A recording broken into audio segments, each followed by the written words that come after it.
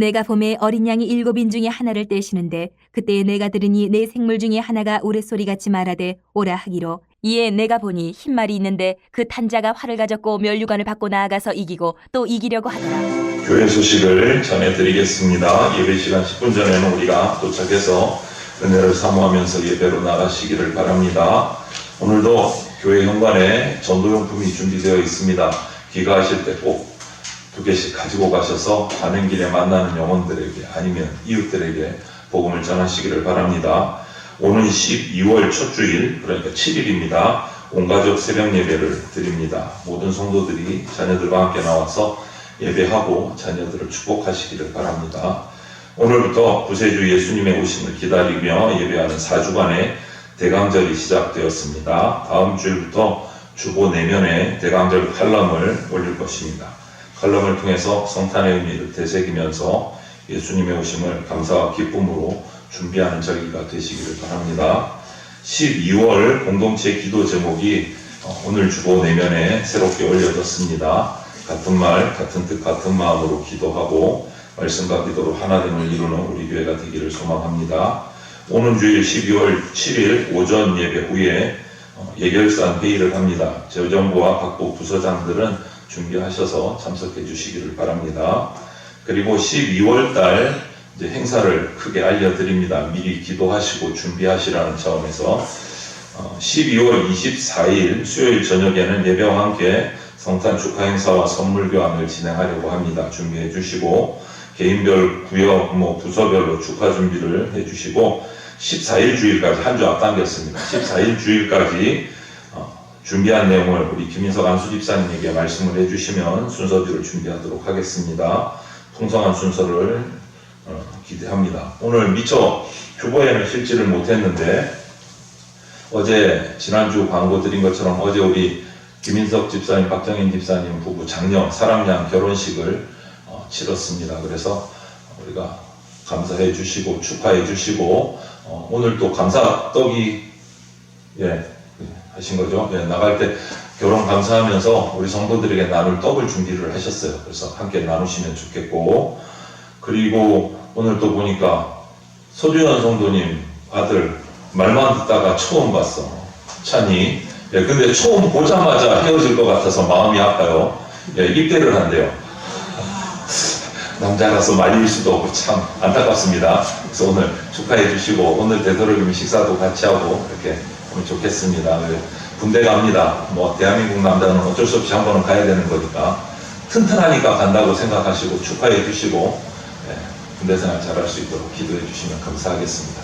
그리고 오늘 또 새가족 한 분이 오셨어요. 롯데아파트 한다고 하시는데 금방 보니까 우리 홍현숙 집사님하고 또 아시는 분이신 것 같아요. 어떻게 알고 오신 분은 아닌 것 같은데 오늘 식사하시면서 같이 이렇게 나누면 좋겠습니다. 감사를 드립니다. 함께 예배할 수 있어서.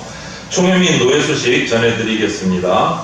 재건 총회 하만기도원 중공감사 예배를 아래와 같이 드립니다. 축하해 주시기를 바랍니다. 교회 게시판 포스터를 참조해 주시기를 바랍니다. 요한계시록 힘드시죠? 전 목사가 설교를 잘 못하는 건지 요한계시록 자체가 힘든 건지 그래도 요한계시록을 우리가 성경에서 배제할 수가 없습니다. 왜냐하면 이제 이루어질 일들이 하나님이 말씀하신 모든 것들이 다 역사 속에서 이루어졌고 이제 남은 것이 요한계시록의 말씀들이 이루어져 가고 있기 때문에 우리가 요한계시록 성경을 제대로 알지 못하면 이단들에게 쉽게 미혹됩니다. 그래서 우리가 기도하는 마음으로 이 말씀을 묵상하면 좋겠습니다. 6장부터는요 재앙이 예언이 되어 있어요. 재앙의 환상을 사도 요한이 봤어요. 7인, 7대적 이런 재앙들이 나옵니다. 그래서 오늘 6장은 7인의 재앙이 시작되는 장입니다. 오늘 보면 예수님께서 어린 양 대신 일찍이 죽임당한 어린 양 대신 예수님께서 그 첫 번째 7인 중에 첫 번째 인을 딱 떼시고 어떤 일이 일어났는지 그 장면이 6장에서 시작되고 있어요. 첫 인을 딱 떼셨습니다. 그런데 오늘 본문에 뭐라고 돼 있죠? 내가 봄에 어린 양이 7인 중에 하나를 떼시는데 그때에 내가 들으니 내 생물 중에 하나가 우레소리 같이 말하되 오라 하기로 이에 내가 보니 흰말이 있는데 그 탄자가 활을 가졌고 면류관을 받고 나아가서 이기고 또 이기려고 하더라. 여러분, 여기서 흰말, 백말 탄 사람이 누굽니까? 누구실 것 같아요? 예수님, 그리스도. 예. 10중8구 그렇게 대답들을 하십니다. 예, 10중8구. 예. 뭐 틀렸다고 창피한 거 아니에요. 이제 바로 아시면 돼요.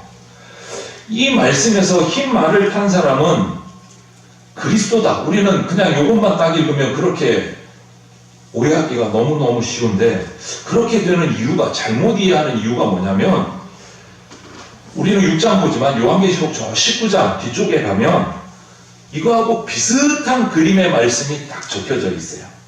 그러다 보니까 같이 생각하는 거예요. 같이. 19장 말씀을 한번 보면, 길지만 제가 빨리 읽어 드릴게요.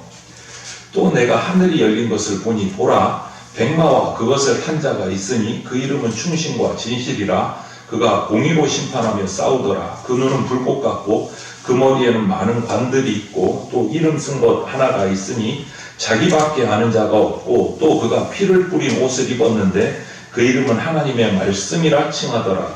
하늘에 있는 군대들이 희고 깨끗한 세마포의 옷을 입고 백마를 타고 그를 따르더라. 그의 입에서 예리한 검이 나오니 그것으로 만국을 치겠고 친히 그들을 철장으로 다스리며 또 친히 하나님 곧 전능하신 이의 맹렬한 진노의 포도주 틀을 밟겠고 그 옷과 그 다리에 이름을 쓴 것이 있으니 만왕의 왕이요 만주의 주라 하였더라. 아주 비슷한 그림이 나오는 거예요. 그죠? 금방 6장에서 읽은 말씀하고 지금 이 말씀 19장의 말씀하고 비슷하죠. 그러니까 그리스도, 백말 탄 사람은 그리스도. 우리는 원래 또 백말을 그러면 항상 좋게 생각하잖아요. 백마 탄 왕자 막 이러면서 나쁘게 생각을 안 해요. 좋게 생각을 해요. 그러다 보니까 그리스도라는 말이 6장에서도 툭 튀어나와요. 아주 비슷해요. 백마를 탔고 머리에 면류관을 썼고 손에는 무기를 들고 있고 그냥 판박이 같아요. 이 19장과 6장의 말씀이. 그러다 보니까 이 말씀에서 묘사한 분을 보면 이 19장 말씀은 밑에 정확하게 적혀져 있어요. 뭐라고 적혀져 있죠? 만왕의 왕이요 만주의 주다. 예수 그리스도다. 이거는 그냥 빼박인 거예요. 예수님 맞아요. 이 19장에서 백말 탄 분은 예수님이세요. 그런데 성경을 자세히 읽어보면 이 19장과 6장에 묘사된 그림은 정말 비슷해 보이는데 전혀 다른 두 존재를 얘기하고 있어요. 전혀 다른. 네. 우선 19장 본문에 여기를 보면 제가 색깔을 다르게 해놨죠. 중간에 뭐라고 되어 있습니까? 예수님이 많은 관을 쓰신 분이에요. 이 관을 성경의 원어 성경인 헬라어 성경을 보면 이 관이라는 단어를 디아데마타라는 헬라어를 쓰는데 이 디아데마타는 말 그대로 왕관이에요. 왕관. 왕이 쓰는 관이에요. 왕관. 왕권을 잡으신 분이 이 관을 쓰고 천지를 심판하시는 장면이 19장의 모습이에요. 백마를 타신 예수 그리스도. 그런데 6장으로 다시 넘어가 보면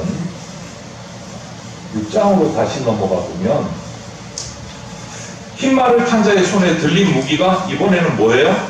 그도 무기는 들었는데 활이에요. 그런데 19장에서 보면 입에서 예리한 검이 나온다.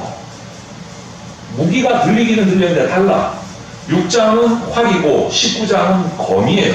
검이에요. 무기가 다릅니다.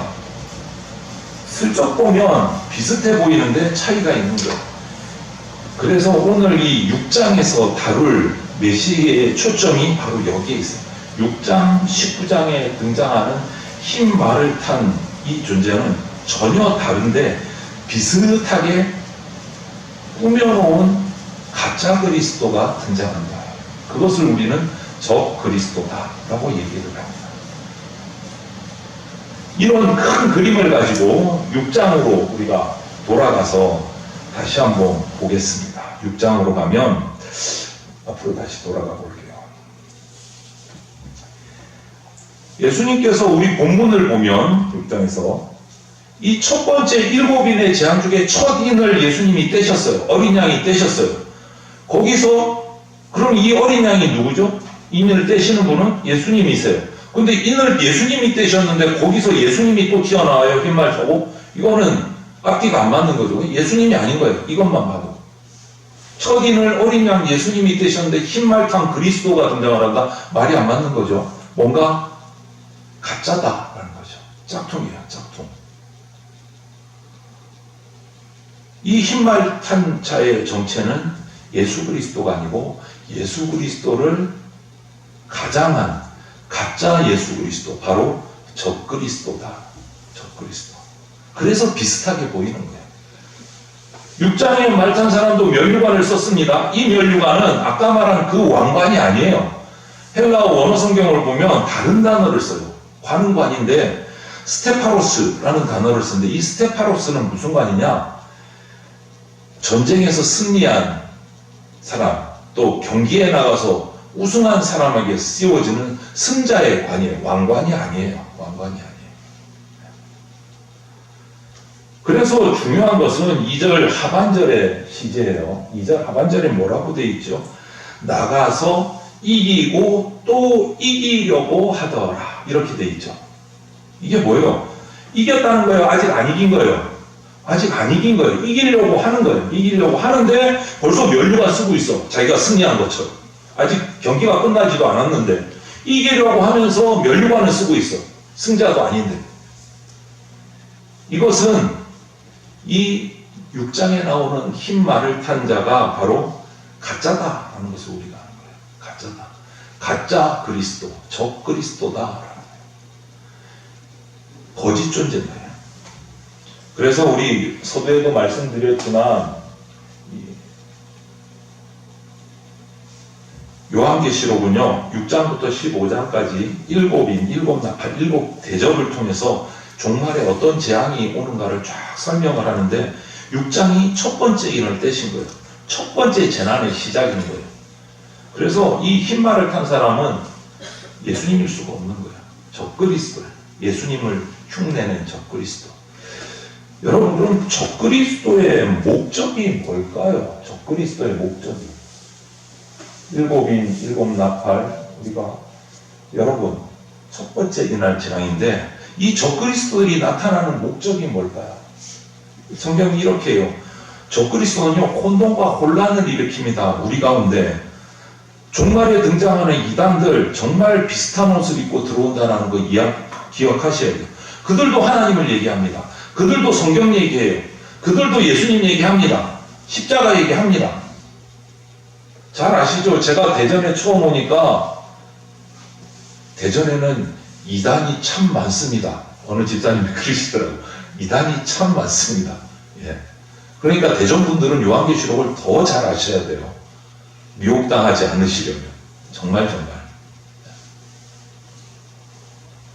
여러분, 흰 말 탄 자가 손에 들고 있는 이 활은요, 성경 전체에서 이 의미가 일정합니다. 똑같아요. 그 예로 제가 에스겔서를 적어놨는데요. 그러므로 인자야, 고객에 예언하여 이르기를 주 여호와께서 이같이 말씀하시되 로스와 메섹과 두발왕 보가 내가 너를 대적하여 너를 돌이켜서 이끌고 북쪽 끝에서부터 나와서 이스라엘 산 위에 이르러 내 활을 쳐서 내 왼손에 떨어뜨리고 내 화살을 내 오른손에 떨어뜨리리니 라고 했는데, 이 곡은요 북해 쪽에 자리 잡고 있는 왕국의 왕 이름이에요. 이스라엘을 대적하는 왕이어서, 이스라엘을 대적하는. 그래서 성경을 보면 활과 화살은 주로 예수님을 대적하거나 이스라엘을 대적하는 대적들이 활과 화살을 들고 공격해요. 그래, 활과 화살은 결코 그리스도인 입장에서 보면 좋은 무기가 아닌 거예요. 우리가 공격당하는 무기예요. 활과 화살. 성경에서. 그런데 6장에 백마탄 자가 뭘 들고 있습니까? 활을 들고 있어요. 활을. 그런데 예수님의 19장 기억하세요? 예수님의 입에서 나오는 무기는 뭐였죠? 예리한 검이었어요. 활이 아니고 검. 이렇게만 봐도 6장에 나오는 이 흰말을 탄 자는 적그리스도, 진짜 예수님이 아니고 가짜입니다. 가짜. 그러면 다시 한번 확인해 보세요. 요한계시록 9장 10절 11절에도 뭐라고 기록하고 있나요? 또 정갈과 같은 꼬리와 쏘는 살이 있어 그 꼬리에는 5달 동안 사람들을 해하는 권세가 있도다. 그들에게 왕이 있으니 무적행의 사자라. 히브리어로는 이름이 아바돈이요 헬라어는 그 이름이 아볼루온이라. 이렇게 기록해요. 정갈, 어둠의 권세를 잡은 자를 묘사한 거예요. 믿는 자를 공격하고 교회를 공격하는 대적자예요. 그가 무슨 무기를 들고 있습니까? 살, 화살을 들고 있어요. 그런데 감사한 것은 그들이 공격하는 기간이 딱 정해져 있어요. 얼마 동안요? 5달 동안. 이게 우리 인간의 5달이라고는 우리가 확신할 수 없지만 하여간 대적이 교회와 그리스도인을 공격하는 기간은 정해져 있다. 영원하지 않다. 영원하지 않다. 그리고 11절에 그 이름이 뭐라고요? 아바돈, 아볼루온.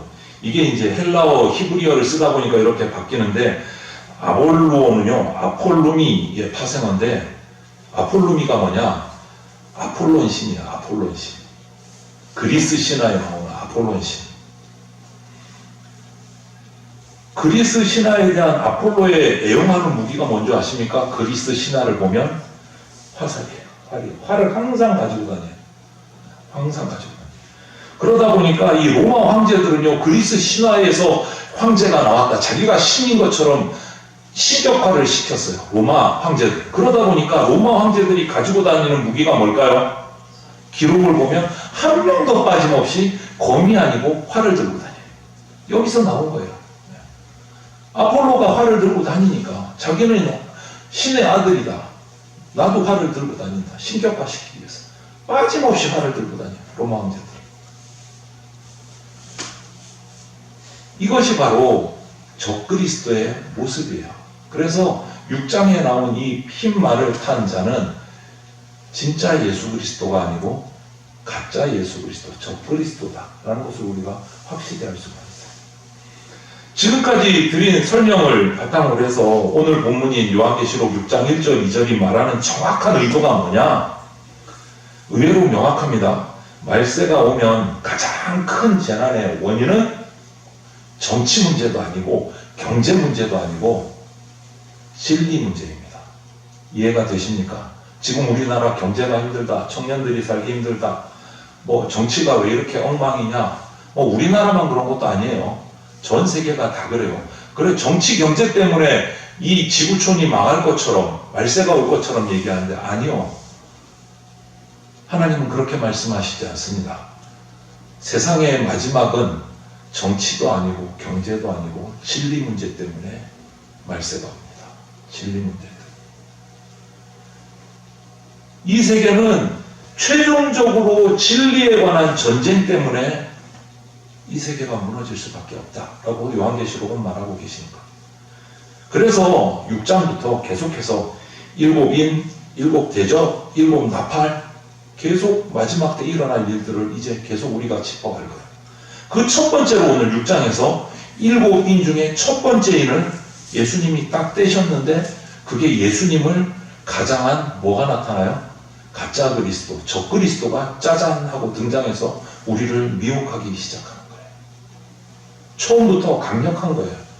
나 예수지 이러고 나오는 거예요. 우리를 미혹시키고.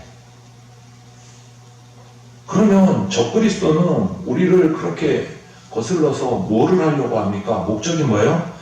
우리 그리스도인들이 사람들로부터 적대시되게 만드는 거예요. 사회로부터. 좋은 평가 못 받게 만드는 거예요. 믿지 못하게 만드는 거예요. 그것이 적그리스도의 목적이 뭐죠? 이간질 시키는 거예요. 이간질 시키는 거예요. 기독교 신자가 그리스도인이 대통령이 되고 국회의원이 되고 국무위원이 되고 인구의 90% 100%가 신앙 고백을 하는 성도가 된다고 해도 말세가 되면 될수록 어떤 일이 일어나느냐?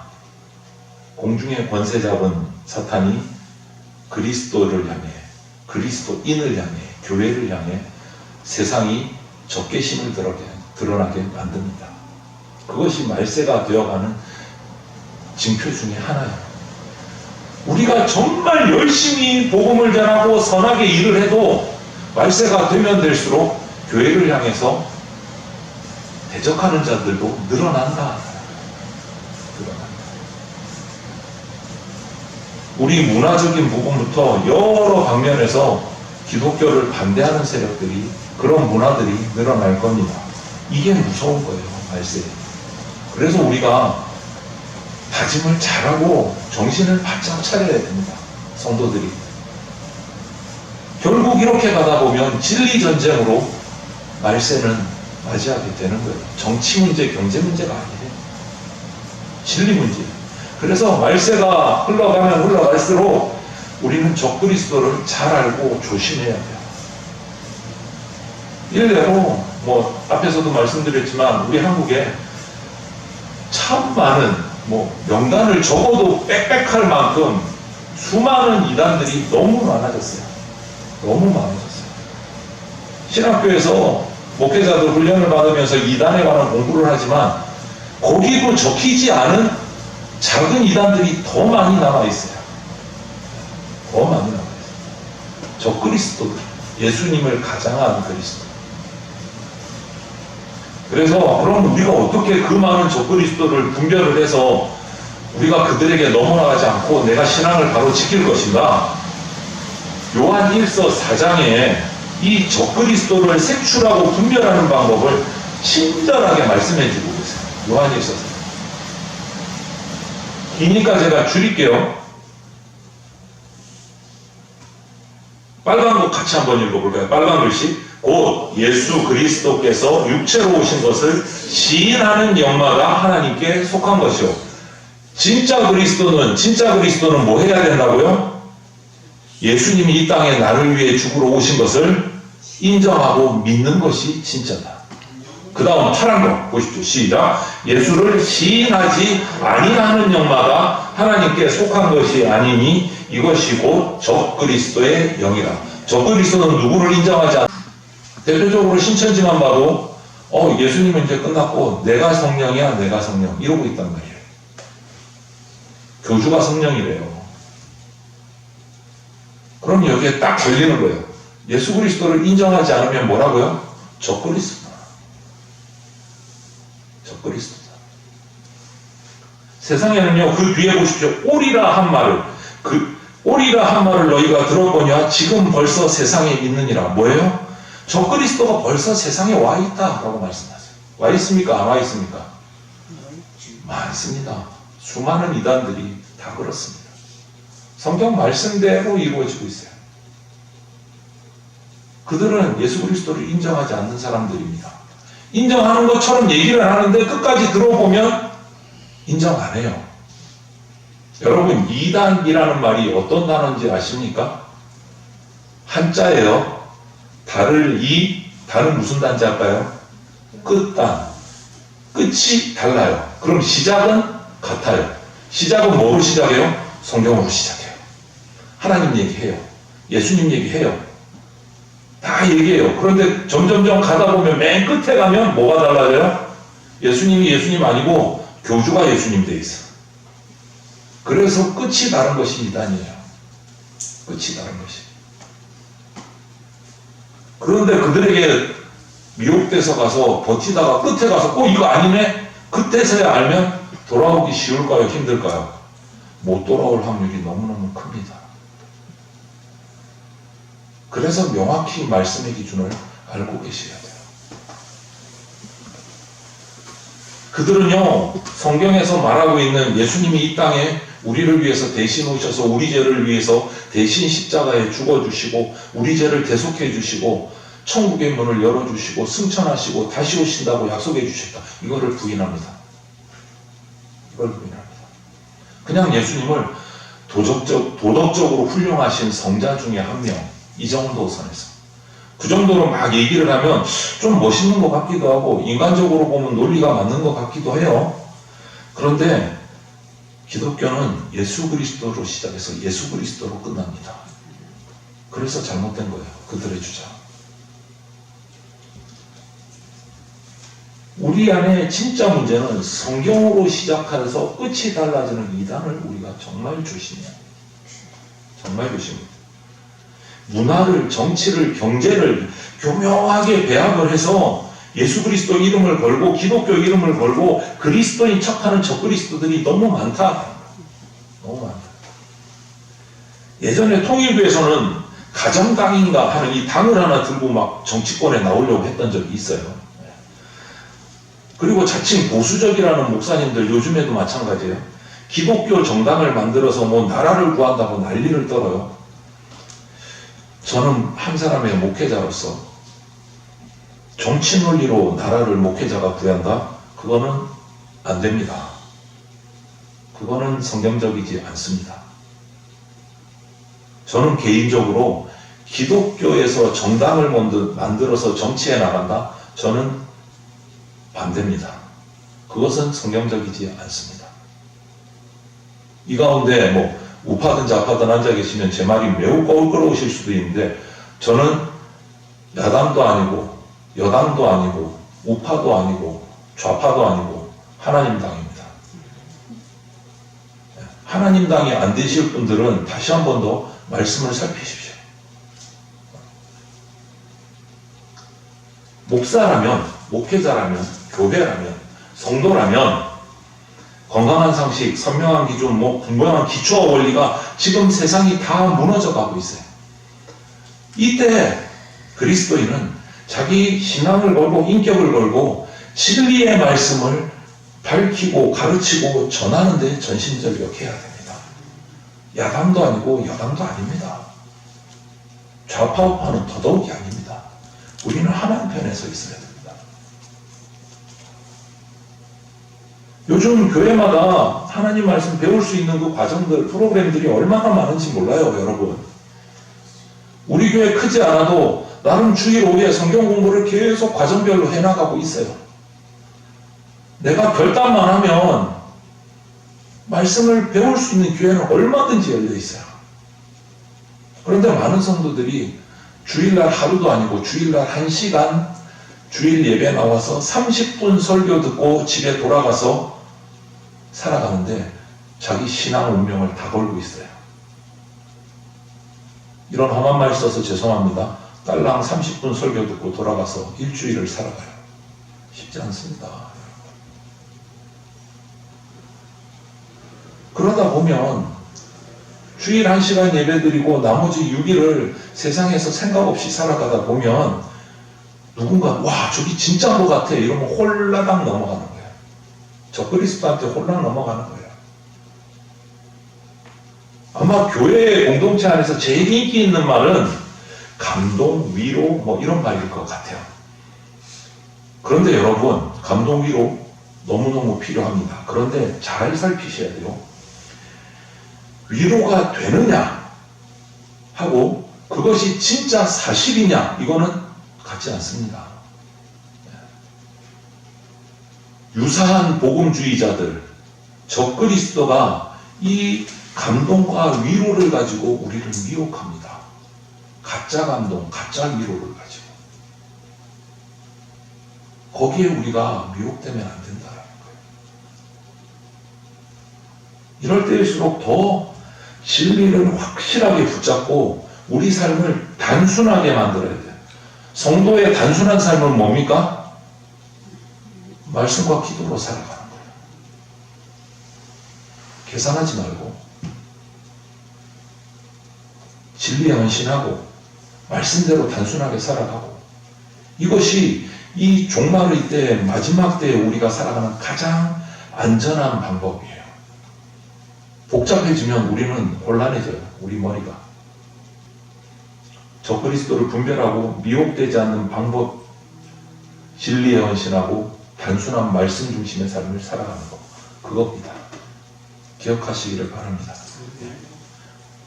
진리 전쟁의 시대를 살아가는 저와 여러분이 적그리스도와의 전쟁에서 하나님의 말씀으로 승리하고 적그리스도를 무너뜨릴 수 있는 하나님 나라의 용사로 세워지기를 주님의 이름으로 축원을 드립니다. 아멘. 함께 기도드리겠습니다.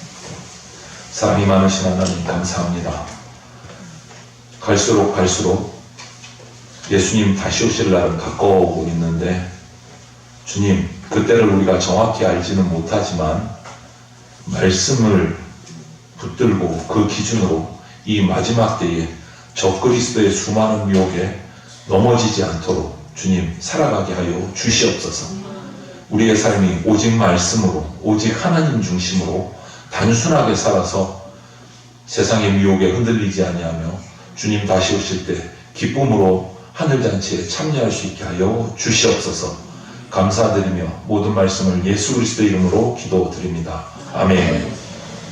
주 예수 그리스도의 피 묻은 십자가 은혜와 독생자를 보내주신 하나님 아버지의 그 크신 사랑과 지금 이 순간에도 역사하고 계시는 성령님의 보호 인도하심이 오늘 이 말씀을 붙잡고 진리와 단순한 삶으로 주님께 헌신하기로 다짐하여 적그리스도를 무너뜨리는 그러한 대전 장로교회 공동체와 성도들이 될 수 있도록 주님 성도들의 가정과 일터와 삶의 모든 자리 위에 이제로부터 영원히 함께 있을지어다. 아멘.